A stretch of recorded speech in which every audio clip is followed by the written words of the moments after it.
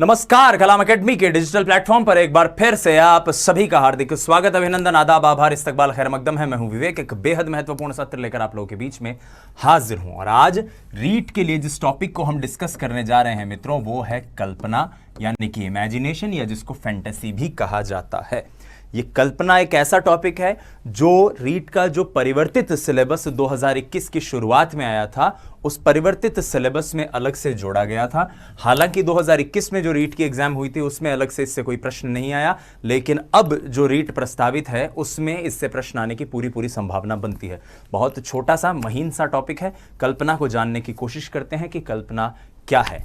कल्पना, imagination, fantasy, ये सारी चीजें हम जानने की कोशिश करेंगे। हालांकि अगर आपको याद हो तो समायोजन की युक्तियों में हमने कल्पना नामक टॉपिक पढ़ा था, और उसमें हमने जाना था कि कल्पना दिवा स्वप्न एक ऐसी चीज होती है जहां व्यक्ति अगर वास्तविक परिस्थिति से अनुकूलन या संबंधन स्थापित नहीं कर पा रहा है तो कल्पना जगत में एक ऐसी परिस्थिति का निर्माण करेगा जहां स्वयं को सफल करने की कोशिश करेगा।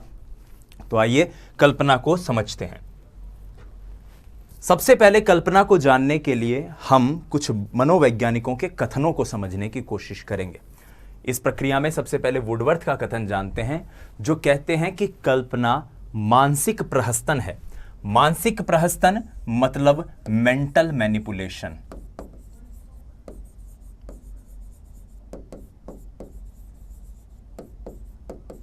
और मेंटल मैनिपुलेशन यानी कि मानसिक जोड़ तोड़। मानसिक जोड़तोड़ है कल्पना, जहां व्यक्ति पहले वास्तव में देखे हुए तथ्य का स्मरण करता है और उसके बाद उन्हें नए नमूने में सजाता है या पुनः व्यवस्थित करता है। यानी कुछ ऐसे तथ्य जो आपने पहले से देख रखे हों, उन तथ्यों को आप नए नमूनों पे सजाओ और फिर सोचो। अब कल्पना करो कि मनुष्य अगर उड़ने लग जाए तो कल्पना है। अब हालांकि आपने मनुष्य को तो उड़ते नहीं देखा, लेकिन आपने पक्षियों को उड़ते जरूर देखा होगा। आपने कुछ ड्रोन या फिर हेलीकॉप्टर या फिर एरोप्लेन को उड़ते जरूर देखा होगा। तो आप कल्पना करेंगे कि मनुष्य भी ऐसे ऐसे करेगा और कहीं उड़ता हुआ एक जगह से दूसरे जगह पर पहुंच रहा है। ये क्या है? कल्पना है। मानसिक प्रहस्तन है, जहां पहले वास्तव में देखे हुए तथ्यों का स्मरण करता है, फिर उन्हें नए नमूनों में सजाने की कोशिश करता है। मैकडूगल क्या कहते हैं? मैकडूगल कहते हैं कि दूरस्थ या परोक्ष वस्तुओं के संबंध में चिंतन करना ही कल्पना है। यानी वो चीजें जो परोक्ष हैं, डिस्टेंट हैं, दूर हैं। मैं यहां पर बैठा कल्पना करूं कि अगर मैं समुद्र में जाऊं, वहां किसी नाव में अगर घूम रहा हूं, यहां किसी प्लेन में जा रहा हूं, इस वक्त कक्षा में बैठा बैठा या इस वक्त स्टूडियो में बैठा बैठा, और मैं सोच रहा हूं कि प्लेन से मैं गुजर रहा हूं, बादल जा रहे हैं और बड़ा ही मनोरम दृश्य है उस प्लेन से, अगर मैं बाहर खिड़की से झांक रहा हूं तो ये मेरी क्या है? एक कल्पना है। क्योंकि इस वक्त मैं जो चिंतन कर रहा हूं वो ऐसी वस्तु के बारे में कर रहा हूं जो मेरे सामने प्रत्यक्ष मौजूद नहीं है, दूरस्थ है, परोक्ष है। अब बात करते हैं बोरिंग और अन्य का कथन। एक कथन है बोरिंग का और उनके साथ अन्य जो साथी हैं। बोरिंग कहते हैं कि कल्पना की सामग्री स्मृतियां हैं। ये बड़ा इंपॉर्टेंट फैक्ट है। ये फैक्ट इसलिए भी इंपॉर्टेंट है क्योंकि ये सीधा सीधा वन लाइनर के रूप में पूछा जा सकता है कि कल्पना की सामग्री क्या है, वो कौन सा तत्व है जिसके आधार पर व्यक्ति कल्पना करता है। तो उसका उत्तर है स्मृतियां, मेमोरीज। आपकी जो स्मृतियां हैं उनको आधार बनाकर व्यक्ति कल्पना करता है। इसमें वास्तविक से अवास्तविक का सृजन होता है। कई बार ऐसी कल्पना नहीं की जाती। हमारे कोई बहुत ही प्रिय, हमारे परिवार के सदस्य जो असामयिक हमें छोड़ के मान लीजिए चले जाते हैं। अब हमें वो छोड़ के चले जाते हैं, उसका दुख हमें रहता है, और मान लीजिए कुछ वर्षों बाद घर में कोई खुशी का आयोजन होता है तो हमें याद आता है कि यार दादी इस समय अगर होती तो दादी ऐसे करती, दादाजी ऐसे करते। क्यों? क्योंकि इससे पहले कभी कोई शादी ब्याह या आयोजन हुआ होगा तो दादी माँ ने या दादाजी ने कुछ इस तरह की गतिविधि की होगी, वो जैसे खुश हुए होंगे या जिस तरह से उन्होंने उस पूरे आयोजन में भाग लिया होगा। हम उन स्मृतियों को संजोते हैं, उस वास्तविक में अवास्तविक का सृजन करते हैं कि अगर आज वो यहां होते तो पता नहीं क्या करते, ऐसे करते, वैसे करते। ये क्या है? कल्पना है। कल्पना की सामग्री क्या है? स्मृतियां हैं, और इसमें वास्तविक से व्यक्ति अवास्तविक का सृजन करता है। बड़ा सरल सा कॉन्सेप्ट है जिसको हम कल्पना के अंतर्गत देख रहे हैं। 3 कथन हमने यहां पर देखे। अगले कथन पे चल रहा हूं और मैं रायबर्न का कथन लेके चल रहा हूं। रायबर्न कहते हैं कि कल्पना एक शक्ति है जिसके द्वारा हम अपनी प्रतिमाओं का नए स्वरूप में प्रयोग करते हैं।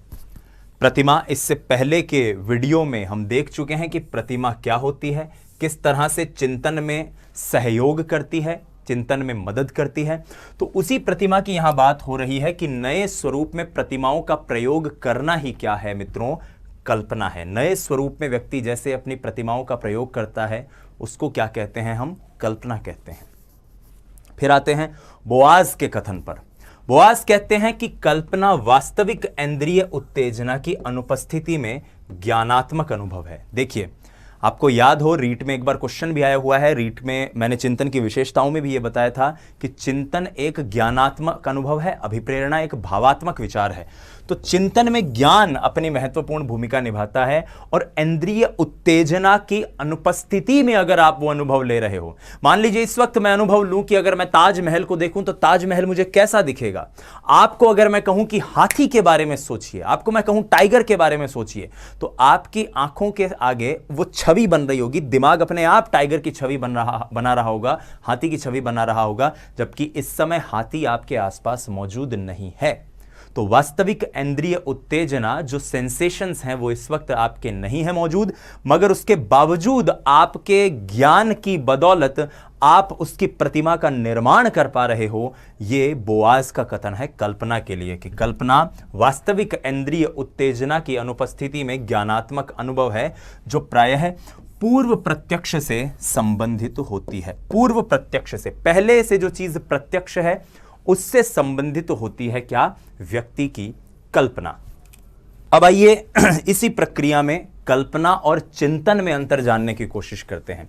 हालांकि चिंतन के हमने कई प्रकार देखे थे, उसमें कल्पनात्मक चिंतन की बात भी हमने की थी, लेकिन यहां पर स्पेसिफिक रूप से कल्पना और चिंतन के बीच में जो डिफरेंस है उसको जानने का प्रयास हम करेंगे। तो मित्रों, चिंतन का संबंध जनरली प्रायः सामान्यतः माना जाता है समस्या समाधान से। इसकी विशेषताओं में भी हम पढ़ते हैं कि चिंतन एक समस्या समाधान व्यवहार है, क्योंकि इसकी शुरुआत ही समस्या से होती है। 2015 रीट में यह प्रश्न आ चुका है, मैंने बताया भी था आपको कि चिंतन का प्रारंभ किससे होता है, एक समस्या से, एक बाधा से, एक इच्छा से, एक जिज्ञासा से, एक प्रश्न से, एक सवाल से।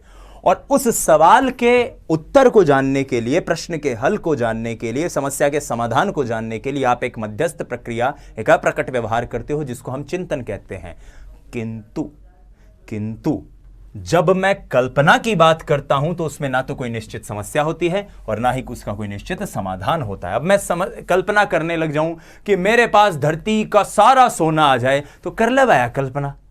ना तो यह कोई समस्या है, ना इसका कोई समाधान हो सकता है, कोरी कल्पना है, ऊट पटांग विचार है, आ रहा है तो आ रहा है, नहीं आ रहा है तो नहीं आ रहा। तो सामान्यतः ऐसा माना जाता है कि कल्पना जो है वो एक ऐसा विचार है जिसमें ना तो कोई समस्या होती है, ना ही कोई समाधान होता है।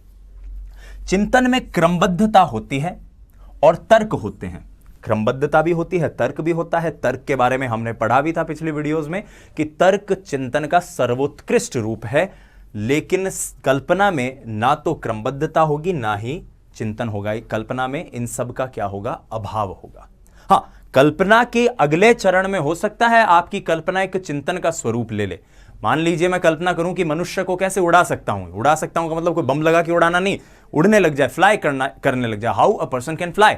अब इसको लेकर मैंने कल्पना तो कर ली कि मनुष्य उड़ता हुआ कैसा लगेगा हवा में, लेकिन उसको लेकर अब मुझे जो चिंतन करना होगा वो एक तरह से तार्किक भी हो सकता है, क्रमबद्ध भी हो सकता है, किंतु कल्पना का तर्क और क्रमबद्धता से कोई खासा संबंध नहीं होगा। चिंतन की प्रक्रिया प्रायः लक्ष्य निर्देशित होती है। कैसी होती है, लक्ष्य निर्देशित। वहीं कल्पना में विचारों में असंगतता पाई जाती है। कल्पना के अंदर विचारों में पूरे हौच पौच होते हैं, एक दूसरे से मिक्स हो रखे होते हैं, मिंगल हो रखे होते हैं। लेकिन चिंतन की प्रक्रिया कैसी होती है मित्रों, लक्ष्य निर्देशित होती है। चिंतन की प्रक्रिया लक्ष्य निर्देशित होती है, किंतु कल्पना में विचारों में असंगतता पाई जाती है। बड़ा सिंपल सा कॉन्सेप्ट है।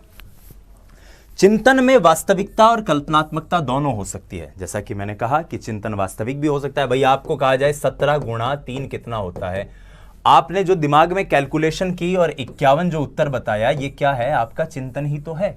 किंतु कल्पना की अगर मैं बात करूं तो कल्पना का वास्तविकता से कोई संबंध नहीं होता। चिंतन वास्तविक भी हो सकता है, काल्पनिक भी हो सकता है, किंतु कल्पना सामान्यतः काल्पनिक ही होती है। नाम ही कल्पना है जिसका, इसलिए इसका वास्तविकता से कोई संबंध नहीं होता। तो चिंतन और कल्पना में डिफरेंस का कोई क्वेश्चन आया आप लोगों के लिए कि निम्नलिखित में से कौन सी चीज है जो चिंतन को कल्पना से अलग करती है या कल्पना को चिंतन से अलग करती है, तो ये 4 पॉइंट और इसके अंदर हर एक में एक दो एक्स्ट्रा पॉइंट आपको मिल रहे हैं, ये आपकी खासी मदद कर देंगे इस प्रश्न का उत्तर जांचने के लिए। आइए अब बात करते हैं कल्पना के वर्गीकरण की। तो मित्रों, कल्पना के जब मैं वर्गीकरण की बात करता हूं तो मुझे 2 मनोवैज्ञानिकों का वर्गीकरण देखना होता है। एक है विलियम मैकडूगल का वर्गीकरण, जो इस वक्त आपकी स्क्रीन पर आपको दिखाई दे रहा होगा, और दूसरा वर्गीकरण है जेम्स ड्रेवर का, जो इसके बाद हम जानने की कोशिश करेंगे। सबसे पहले कल्पना में हम बात करते हैं विलियम मैकडूगल के वर्गीकरण की। विलियम मैकडूगल कहते हैं कि कल्पना 2 प्रकार की होती है, एक तो है पुनरुत्पादनात्मक और दूसरी है उत्पादनात्मक। एक है रिप्रोडक्टिव, एक है प्रोडक्टिव। सबसे पहले पुनरुत्पादनात्मक कल्पना को जानते हैं क्या होती है। पुनरुत्पादनात्मक कल्पना वो होती है जिसके अंतर्गत व्यक्ति बीती हुई अनुभूतियों को सामने लेकर आता है। बीती हुई अनुभूतियों को सामने लाने का मतलब, जैसा उसके सामने कोई चीज घटित हुई वैसी चीज वो ज्यों की त्यों हूबहू वर्बेटिम सामने प्रस्तुत कर दे। जैसे अक्सर कोई बच्चे को कोई माता पिता कहानी सुनाए और बच्चा एज इट इज वो कहानी अपने किसी मित्र को सुना दे, या बच्चा कहीं घूमने जा रहा है और आके अपने माता पिता को, दादाजी दादी जी को एज इट इज वो कहानियां सुना दे कि भाई मैं यहाँ घूमने गया था, इसके बाद हमने ये देखा ये देखा ये देखा। तो बीती हुई अनुभूतियों को वापस अपनी कल्पना में लेके आके वो जो चिंतन कर रहा है, वो जो बात कह रहा है, वो कौन सी कल्पना होगी? पुनरुत्पादनात्मक। इसके ठीक उलट जो उत्पादनात्मक यानी प्रोडक्टिव इमेजिनेशन है, वो क्या है? इसमें बीती हुई अनुभूतियों को व्यक्ति ऐसे सुसज्जित करता है कि जैसे उससे एक नई अनुभूति का जन्म हो। जो चीजें उसके साथ घटित हुई हैं उनको वो व्यक्ति इस तरह से प्रस्तुत करता है कि उससे एक नई विषय वस्तु का या नए विचार का या संप्रत्यय का निर्माण किया जा सके। तो यहां पर हमारी चीजें ऑटोमेटिकली क्लियर हो गई होंगी। पहली चीज हमने देखी थी पुनरुत्पादनात्मक, रिप्रोडक्टिव, जहां पर ज्यों की त्यों हूबहू अनुभूतियों को व्यक्ति सामने लेकर आ रहा है, और उत्पादनात्मक जिसमें व्यक्ति अपनी अनुभूतियों को एक नए स्वरूप में प्रस्तुत कर रहा है। ठीक है, अब देखिए इस उत्पादनात्मक को 2 तरह से वर्गीकृत किया है मैकडूगल साहब ने। एक वर्गीकरण है रचनात्मक जिसको कंस्ट्रक्टिव कहते हैं, एक है सर्जनात्मक जिसको क्रिएटिव कहते हैं। रचनात्मक कल्पना वो कल्पना है मित्रों जिसके अंतर्गत व्यक्ति किसी भौतिक वस्तु की रचना करता है, और सृजनात्मक कल्पना वो कल्पना है जिसके अंतर्गत व्यक्ति किसी कलात्मक चीज की, अभौतिक तत्व की, अमूर्त चीज की रचना करता है। अब आइए देखिए कैसे। रचनात्मक का मतलब है जैसे एक इंजीनियर, जैसे आप समझ सकते हैं कि जो कलाम एकेडमी की टेक्निकल टीम है, हमारे टेक्निकल जितने भी सीनियर्स हैं, साथी हैं, मित्र हैं जो हमारे इस टीम के सदस्य हैं, उन्होंने अपनी इंजीनियरिंग की पढ़ाई के दौरान पढ़ा होगा कि कैसे एप्लीकेशन बनाया जाता है, कैसे टेक्नोलॉजी को बहुत सूदिंग तरीके से लोगों के सामने लाया जाता है, और उस टेक्नोलॉजी का, तकनीक का प्रयोग किया उन्होंने कलाम एकेडमी के एप्लीकेशन को बनाने में, जिसके ज़रिए आप लोग इस समय ये वीडियोज़ देख पा रहे हैं। एक सिंपल सी बात, किसी इंजीनियर ने किताब में पढ़ा था कि पुल कैसे बनाए जाते हैं और उसने फिर एक पुल का निर्माण कर लिया, एक सिविल इंजीनियर ने। ये क्या है? रचनात्मक कल्पना है, जिसको हम कहते हैं भौतिक तत्वों के सृजन में या निर्माण में उपयोग में आने वाली कल्पना। वहीं सृजनात्मक कल्पना में क्या होता है मित्रों? सृजनात्मक में व्यक्ति अभौतिक तत्वों का सृजन करता है, जैसे कि कविता या कहानी का। अब मान लीजिए मैथिली शरण गुप्त साहब ने जो कविता की रचना की है, चारु चंद्र की चंचल किरणें खेल रही है जल थल में, धवल चांदनी बिछी हुई है अवनी और अंबर तल में। ये कैसी कल्पना है? ये कल्पना सृजनात्मक कल्पना है। या मान लीजिए जयशंकर प्रसाद ने कामायनी में जो रचना की है, हिमगिरी के उत्तुंग शिखर पर बैठ शिला की शीतल छाह, एक मनुज भीगे नयनों से देख रहा था प्रलय प्रवाह। एक ऐसी कल्पना है, सृजनात्मक कल्पना है। तो कल्पना पुनरुत्पादनात्मक, जहां व्यक्ति बीती हुई अनुभूतियों को सामने जस का तस लेकर आ जाए। उत्पादनात्मक, जहां बीती हुई अनुभूतियों को एक नए तरीके से, मतलब जो उसने सीखा है, जो ग्रहण किया है, जो प्राप्त किया, उसको एक नए तरीके से प्रस्तुत करे। नए तरीके में एक तरीका हो सकता है रचनात्मक, जहां जो पढ़ा है, जो सीखा है, जो अनुभूति हुई है, उसका भौतिक तत्व के निर्माण में प्रयोग करे, जैसे मैंने एप्लीकेशन का उदाहरण दिया, पुल का उदाहरण दिया। और सृजनात्मक, जिसमें आपने हिंदी भाषा का ज्ञान किया, शब्दों का ज्ञान किया, और फिर आप एक कविता की रचना कर रहे हो, कहानी की रचना कर रहे हो, गजल लिख रहे हो, गीत लिख रहे हो, उपन्यास लिख रहे हो, ये सृजनात्मक है। तो ये आपने देखा विलियम मैकडूगल का वर्गीकरण। अब हम पढ़ते हैं जेम्स ड्रेवर या जेम्स ड्रीवर का वर्गीकरण। जेम्स ड्रेवर के वर्गीकरण में भी पुनरुत्पादनात्मक और उत्पादनात्मक कल्पना तो जस की तस रहती है, किंतु उत्पादनात्मक कल्पना का जब पुनः वर्गीकरण होता है तो वो होता है ग्राही और सर्जनात्मक में। सर्जनात्मक अपनी जगह होता है, लेकिन उसके साथ एक ग्राही कल्पना भी होती है। आइए इसको जानने की कोशिश करते हैं। तो सबसे पहले पुनरुत्पादनात्मक, उत्पादनात्मक आपको क्लियर है। पुनरुत्पादनात्मक, जहां पर व्यक्ति जस की तस चीजें रख दे। उत्पादनात्मक, जहां उसमें अपनी तरफ से कोई चीज जोड़े। और उसमें दूसरी चीज आती है ग्राही, ग्राही कल्पना। ग्राही कल्पना का मतलब है ग्रहण करने वाली कल्पना, वो कल्पना जिसके जरिए आप चीजों को ग्रहण कर पाएं। और ग्रहण करने की कल्पना को कई किताबों में आदानात्मक या ग्रहणात्मक कल्पना भी कहा गया है। आदानात्मक या ग्रहणात्मक कल्पना, यह कौन सी कल्पना है दोस्तों? यह कल्पना वो कल्पना है जिसके अंतर्गत व्यक्ति दूसरों की बातों को ग्रहण करके कल्पना करता है। दूसरों ने जो बात कही उसको ग्रहण कर लिया और फिर कल्पना कर लिया। एक फैक्ट है जो यहां पर आपको याद रखना है, आपके नोट्स में आपको लिखा हुआ मिलेगा कि शिक्षण में, टीचिंग में जो कल्पना होती है वो यही कल्पना इस्तेमाल की जाती है। मान लीजिए आपके जो गुरु हैं, आपके जो शिक्षक हैं, आपके जो टीचर हैं, वो आपको पढ़ा रहे हैं कि महाराणा प्रताप ने हल्दी घाटी के युद्ध में इस तरह के शौर्य का प्रदर्शन किया, इस तरह की वीरता का प्रदर्शन किया। राणा सांगा के पास जो भाला था वो दोनों हाथों से तलवार चलाते थे और भाला चलाते चलाते उन्होंने अपने शत्रुओं का संहार कर दिया। इस तरह की बात जब आपके शिक्षक आपको बताते हैं तो ये बात आप भी जानते हैं, ये बात वो शिक्षक भी जानते हैं कि ना तो आपने महाराणा प्रताप को लड़ते हुए देखा है, ना ही आपके शिक्षकों ने लड़ते हुए देखा। तो उन शिक्षकों ने चीजें कहां से ग्रहण करी? अपने शिक्षकों से। उनके शिक्षकों ने कहां से ग्रहण करी? अपने शिक्षकों से। और ऐसे एक वास्तविकता जो घटित हुई है, वो अनुभूति आगे बढ़ते बढ़ते बढ़ते बढ़ते बढ़ते बढ़ते आज कई सौ साल बाद भी हमारे सामने मौजूद है। और हमारे सामने मौजूद है क्योंकि कोई शिक्षक व्यक्ति को सिखाने के लिए जिस तरह की कल्पनात्मक शैली का प्रयोग करता है, वो कौन सी कल्पना है? ग्राही कल्पना। ठीक है मित्रों, इसको अंग्रेजी में हम कहते हैं रिसेप्टिव इमेजिनेशन। रिसेप्टिव, ग्राही, रिसेप्टिव।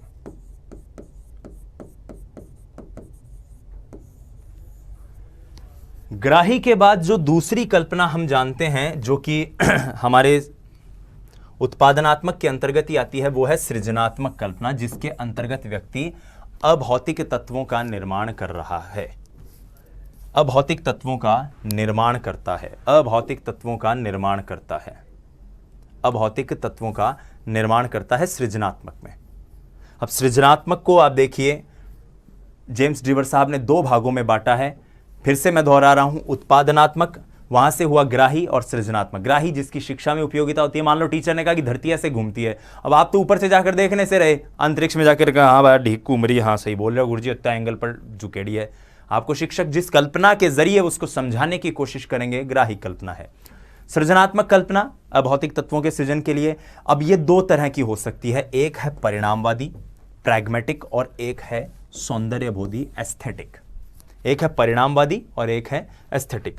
परिणामवादी वो कल्पना होगी साथियों जिसके लिए कोई उपयोगी परिणाम व्यक्ति के सामने आए। एक ऐसी कल्पना जिसका उद्देश्य किसी परिणाम को प्राप्त करना है, क्योंकि फिर उसके बाद उसमें चिंतन और तर्कना और कई चीजें जुड़ जाएंगी, परिणाम को प्राप्त करना। और सौंदर्यबोधी कल्पना है जिसके लिए सौंदर्य की अनुभूति करना, या जो एस्थेटिक सेंस है चीजों से जुड़ा हुआ, उसको समझाना, उसको प्राप्त करना। ठीक है, ऐसी सृजनात्मक कल्पना जिसका उपयोगी परिणाम हो, और कल्पना जिसके द्वारा सौंदर्य की अनुभूति हो। सबसे पहले परिणामवादी कल्पना के अंतर्गत जानने की कोशिश करते हैं सैद्धांतिक और व्यावहारिक को। सैद्धांतिक और व्यावहारिक को। सैद्धांतिक कल्पना वो होती है, थ्योरेटिकल जो इमेजिनेशन है वो होती है जिस कल्पना के आधार पर किसी नियम या सिद्धांत का जन्म होता है या उसको प्रतिपादित किया जाता है। जैसे पावलव ने कुत्तों पर प्रयोग करके और एक विचार दिया शास्त्रीय अनुबंधन का, थॉर्नडाइक ने नियम दिए अधिगम के, न्यूटन ने लॉ ऑफ मोशन दिए हैं। ये सारी चीजें एक ऐसी कल्पना से आई हुई हैं जिस कल्पना को क्या कहा जाता है, सैद्धांतिक कल्पना। आपने कोई कल्पना की और उस कल्पना को पुष्टि देने के लिए आपने मेहनत किया, काम किया, और बाद में जो रिजल्ट आया वो रिजल्ट अपने आप में एक सिद्धांत था, एक वैज्ञानिक सिद्धांत था। और यहां पर जिस कल्पना का उपयोग होता है, आधार जो कल्पना बनती है वो है सैद्धांतिक कल्पना। दूसरी होती है व्यावहारिक कल्पना, जिसके अंतर्गत व्यक्ति व्यावहारिक मान वाली वस्तुओं का निर्माण करता है। जैसे मान लीजिए आप यात्रा की रूपरेखा तैयार कर रहे हो कि यहां से यहां जाएंगे, फिर इस जगह ठहरेंगे, ये हमारा होटल होगा, ये कमरा होगा, इतनी बजे गाड़ी आ जाएगी, पहले दिन यह जगह घूमेंगे, दूसरे दिन ये जगह, यहां लंच करेंगे, यहां डिनर करेंगे। तो वहां पर जिस कल्पना का आप प्रयोग कर रहे हो वो कौन सी कल्पना है मित्रों, वो है व्यावहारिक कल्पना। एक व्यावहारिक मान वाली वस्तु का आप निर्माण कर रहे हो। एक सिंपल सी चीज और बताता हूं, आपने YouTube पर कोई वीडियो देख लिया जिसमें बताया गया है कि 5 मिनट में बेसन से एक बढ़िया सा नाश्ता कैसे बनाया जाए, और आप उस वीडियो को देख के अब सोच रहे हो कि मैं भी इस तरह से नाश्ता बनाऊंगा, या इस तरह से हलवा बनाऊंगा, या इस तरह से पराठे बनाऊंगा, सैंडविच बनाऊंगा, पोहे बनाऊंगा, कुछ भी। तो वो जो कल्पना आप उस वक्त कर रहे हो वो कौन सी कल्पना है, व्यावहारिक कल्पना। सैद्धांतिक कल्पना, मैं पुनः दोहरा दूं, सिद्धांत का निर्माण होगा। व्यावहारिक कल्पना जिसमें व्यावहारिक चीजों का सृजन होगा या व्यावहारिक चीजें बनाई जाएंगी। उसके बाद सौंदर्य बोधि के अंतर्गत 2 कल्पनाएं और आती हैं, एक बार पुनः दोहरा देते हैं। देखो, परिणामवादी में सैद्धांतिक, जिसका उत्तर था सिद्धांत का निर्माण, व्यावहारिक जिसका उत्तर था एक व्यावहारिक मान की वस्तु का निर्माण। फिर सौंदर्य बोधि, जिसका उत्तर यही था कि जिसका आशय यही था कि सौंदर्य से संबंधित चीजों को निर्मित करना है। इसमें एक है कलात्मक और दूसरी है अनोखी।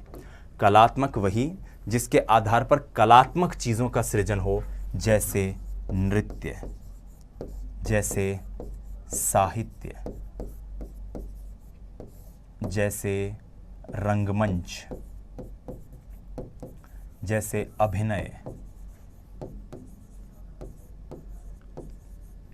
इस प्रक्रिया में जिस कल्पना का उपयोग हो रहा है वो कल्पना कौन सी है साथियों, वो कल्पना है कलात्मक। कला के जरिए आप किसी एस्थेटिक चीज का सृजन कर रहे हो तो आपकी जो कल्पना है वो कौन सी है, कलात्मक कल्पना है। Literature, poetry, fiction, non fiction, इस तरह की चीजें। फिर आती है एक अनोखी कल्पना जिसको मन तरंग कल्पना भी कहते हैं, ऊट पटांग कल्पना भी कहते हैं। एक ऐसी कल्पना जिसका कोई वास्तविक महत्व नहीं है, जिसकी कोई सिर पूंछ नहीं है, जिसका आपने मन में सोच लिया कि मुझे 10 लाख रुपए की लॉटरी लग जाए तो सोच लो भाई, कभी नहीं लगने वाली। आपने सोच लिया कि एक दिन देश के प्रधानमंत्री मुझे फोन करके बोलेंगे कि सर अरे आओ यार 5 मिनट मिलो, आपसे मिलना है हमको। कैसी कल्पना है, वाहियात कल्पना है।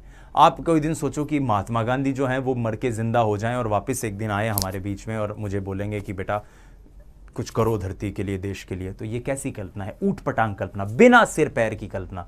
इसी को अनोखी कल्पना कहते हैं। ठीक है साथियों, तो यहां पर कल्पना का दूसरा वर्गीकरण भी हमने देखा जो कि दिया हुआ है जेम्स ड्रेवर का। अब अंतिम खंड जो है इसमें बचता है वो है कल्पना के महत्व का, कि कल्पना का महत्व क्या है। यहां से भी सीधा सीधा क्वेश्चन बन सकता है कि कल्पना के महत्व के संबंध में सत्य या असत्य बताइए। तो पहला, कल्पना समायोजन का साधन है। हमने समायोजन की युक्ति में कल्पना और दिवा स्वप्न देखा भी है कि जहां व्यक्ति वास्तविक परिस्थिति के साथ सरोकार नहीं रख पाने के कारण कल्पनाओं में अपने आप को सफल करने की, अपने आप को विजयी बनाने की कोशिश करता है। तो वो कौन सी कल्पना है, वो कल्पना क्या करती है, समायोजन में मदद करती है। कल्पना से व्यक्ति के सौंदर्य बोध का विकास होता है, बिल्कुल होता है। लोगों में कितना एस्थेटिक सेंस है, बहुत सी कविताएं, बहुत सी गज़ल, बहुत सी जो लिखी हुई है वो कल्पना हीरोइन की या नायिका के सौंदर्य को देख के ही लिखी हुई है। जैसे बिहारी जी की एक रचना है, पत्रा ही तिथि पाइये वा घर के चहुपास, नित प्रत पुण्यो ही रहे आनन ओप उजास, कि जो नायिका है उसके घर के आसपास के लोगों को तिथि देखने के लिए हमेशा पंचांग का इस्तेमाल करना पड़ता है। क्यों? क्योंकि नायिका का सौंदर्य ऐसा है कि उसके घर के चारों ओर सुबह शाम पूर्णिमा जैसा माहौल रहता है, इतनी खूबसूरती छाई रहती है। तो ये सौंदर्य बोध है। या फिर आप देखिए कि एक बड़ा ही दिलचस्प देशभक्ति भर का गीत है, एक बहुत ही ज़बरदस्त गीत है, जिसके अंदर मनोज मुंतशिर साहब कहते हैं, केसरी फिल्म का गीत है कि माई मेरी क्या फिक्र तुझे, किस बात से दरिया बहता है, क्यों आंख से दरिया बहता है, तू कहती थी तेरा चांद हूं मैं और चांद हमेशा रहता है। तो अब ये नायक ने, हीरो ने कल्पना की ना कि मेरी माँ मुझे चांद बुलाती है और अब मैं उस माँ के लिए नहीं, इस धरती माँ के लिए अपने आप को कुर्बान कर रहा हूं। तो मैं अपनी माँ को क्या संदेश दूं, कैसे उसे दिलासा दूं कि एक माँ के लिए मैं एक माँ को छोड़ के जा रहा हूं। तो वो क्या कहता है कि तू तो मुझे चांद कहती है हमेशा, और चांद तो हमेशा है, चांद तो शाश्वत है। ये कैसी कल्पना है? सौंदर्य बोध की कल्पना है। और इसी कल्पना का महत्व है कि व्यक्ति में इस बोध की जागृति कल्पना के द्वारा होती है। कल्पना से योजना निर्माण होता है। आपने जरूर कल्पना कर रखी होगी कि पहले ये टॉपिक पढ़ूंगा, फिर ये टॉपिक पढ़ूंगा, फिर इस चीज को ऐसे कवर करेंगे, इसको ऐसे कवर करेंगे, 2 नंबर इस नोट्स को पढ़ के आएंगे, इस किताब को पढ़ के आएंगे, एंड टाइम पर ये करना है, मैराथन देखनी है, वीडियोस देखने, लेक्चर्स देखने हैं। योजना निर्माण कल्पना में बहुत बड़ी भूमिका निभाते हैं। कल्पना का उद्देश्य है नवीन सृजन करना। जितने भी सिद्धांत हुए हैं, जितनी भी इमारतें बनी हैं, जितनी भी कविताएं लिखी गई हैं, सब अपने आप में मौलिक है, नई है। और वो नवीन सृजन में उपयोगी क्या है? कल्पना। बात करते हैं कल्पना आत्मसंतोष के विकास में सहायक होती है, क्योंकि ये समायोजित रखती है व्यक्ति को, तो जाहिर सी बात है उसके अंदर संतोष का संचार भी करेगी। और कल्पना से सामाजिकता का विकास होता है। आपको ये पता चलता है कब, किस समय, किस तरह से बात कहनी चाहिए, करनी चाहिए। वसीम बरेलवी साहब का शेर है कि कब कहाँ कैसी बात कही जाती है, ये सलीका हो तो हर एक बात सुनी जाती है। तो वहाँ पर व्यक्ति को कल्पना का सहारा लेकर अपने आप को सामाजिक बनाना पड़ता है। और कल्पना अच्छा स्वास्थ्य भी व्यक्ति का रखती है, क्योंकि समायोजित रहेगा तो मानसिक रूप से स्वस्थ रहेगा, और मानसिक रूप से स्वस्थ रहेगा तो शारीरिक रूप से स्वस्थ रहेगा। कल्पना स्मृति और ज्ञानार्जन में भी बड़ी भूमिका निभाती है। मेमोरी जो व्यक्ति की है वो कल्पनाओं के जरिए श्रेष्ठ होती है। ज्ञानार्जन, जैसे जैसे वो नॉलेज गेन करता है, उसमें भी कल्पना की बड़ी भूमिका होती है। तो यहाँ इस बहुत ही शॉर्ट और स्वीट से वीडियो में हमने कल्पना को पूरे डिटेल में समझने की कोशिश करी। आइए एक बार पुनः रिवाइज कर लेते हैं दोस्तों, हमने इस लेक्चर में क्या क्या चीज़ें देखी हैं। सबसे पहले हमने कल्पना के बारे में कथन देखे। वुडवर्थ का कथन था जो कहते हैं मानसिक प्रहसन है। पहले व्यक्ति वास्तव में देखे हुए तथ्यों का स्मरण करता है और उसके बाद उन्हें नए नमूनों में सजाता है और व्यवस्थित करता है। मैकडूगल का कथन है कि दूरस्थ और परोक्ष वस्तुओं के संबंध में चिंतन करना कल्पना, यानी वो चीजें जो आंखों से दूर है उनके बारे में चिंतन करना कल्पना है। बोरिंग कहते हैं कि कल्पना की सामग्री तो स्मृतियां हैं जिससे वास्तविक से व्यक्ति अवास्तविक का सृजन करता है। रायबर्न कहते हैं कि कल्पना एक शक्ति है जिसके द्वारा हम अपनी प्रतिमाओं का नए रूप में प्रयोग करते हैं। बोआज कहते हैं कि इंद्रिय उत्तेजना कल्पना के अंतर्गत क्या होती है? अनुपस्थित होती है, मगर उसके बावजूद व्यक्ति उन चीजों की अनुभूति करता है अपने ज्ञानात्मक अनुभव से। चिंतन और कल्पना में हमने अंतर देखा था। चिंतन का संबंध समस्या समाधान से, लेकिन कल्पना में ऐसी कोई चीज नहीं होती। चिंतन में क्रमबद्धता होती है, कल्पना में नहीं होती। चिंतन लक्ष्य निर्देशित है, कल्पना नहीं है। चिंतन वास्तविक और कल्पनात्मक दोनों हो सकता है, जबकि कल्पना का वास्तविकता से संबंध नहीं है। विलियम मैकडूगल पहले कहते हैं पुनरुत्पादनात्मक, फिर उत्पादनात्मक। पुनरुत्पादनात्मक जैस की तस आपने बात कह दी। उत्पादनात्मक जिसमें अपनी तरफ से जोड़ के आपने कोई बात कही। और उस उत्पादनात्मक में 2 चीजें आ जाती है। एक रचनात्मक, जिसके जरिए व्यक्ति किसी भौतिक तत्व का सृजन करता है, जैसे कि पुल का, इमारत का, मकान का, किसी औजार का। और सृजनात्मक जिसमें अभौतिक, जैसे कोई कविता है, कहानी है, शेर है, गीत है, गजल है, इनका सृजन होता है। बीती हुई अनुभूतियों को सामने लाना, नई अनुभूति, इंजीनियरिंग और कविता, जैसे कि मैंने कहा। जेम्स ड्रीवर का देखा पुनरुत्पादनात्मक उत्पादनात्मक सेम है। ग्राही कल्पना जिसमें आप शिक्षण के लिए प्रयोग करें, खासतौर पर चीज़ों को आप दूसरों के बताई हुई कल्पना को स्वयं ग्रहण करें। टीचर आपको बता रहे हैं कि चीज़ें ऐसी हुई हैं तो आप भी उन चीज़ों की अनुभूति उसी प्रकार से करें। सृजनात्मक यानी कि क्रिएटिव अप्रोच, जिसके अंतर्गत आप क्रिएटिव चीज़ तैयार करें। उसमें एक है परिणामवादी, ऐसी चीज़ का सृजन करना जिसका निश्चित परिणाम हो। परिणाम में दो चीज़ें आ सकती हैं, एक तो है सैद्धांतिक, जैसे आप किसी सिद्धांत का निर्माण करो, जैसे वैज्ञानिक, मनोवैज्ञानिक, साइंटिस्ट वगैरह करते हैं, और व्यवहारिक, जैसे कोई यात्रा की आपने भूमिका बना ली, परीक्षा की तैयारी की कल्पना कर रहे हो, या फिर आप कल्पना कर रहे हो कि यूट्यूब से कोई वीडियो देख के मैं कोई चीज़ बनाऊं किसी तरह से। सौंदर्य बोधि, जिसके अंदर आप कोई कलात्मक चीज़ का सृजन कर रहे हो, जैसे कि कविता, कहानी, किस्से, गीत, गज़ल, नृत्य, और अनोखी बेसिर पैर की और ऊट पटांग कल्पना। अंत में हम बात करते हैं कल्पना के महत्व की, तो कल्पना समायोजन में सहयोगी है, सौंदर्य बोध का विकास करता है, योजना निर्माण में सहयोगी, नवीन सृजन में उपयोगी है, आत्मसंतोष, सामाजिकता, अच्छा स्वास्थ्य, स्मृति और ज्ञानार्जन में सहायक होती है। बहुत बहुत धन्यवाद। जय हिंद, वंदे मातरम। स्वस्थ रहिए, मस्त रहिए, अपनी तैयारी में व्यस्त रहिए। नमस्कार।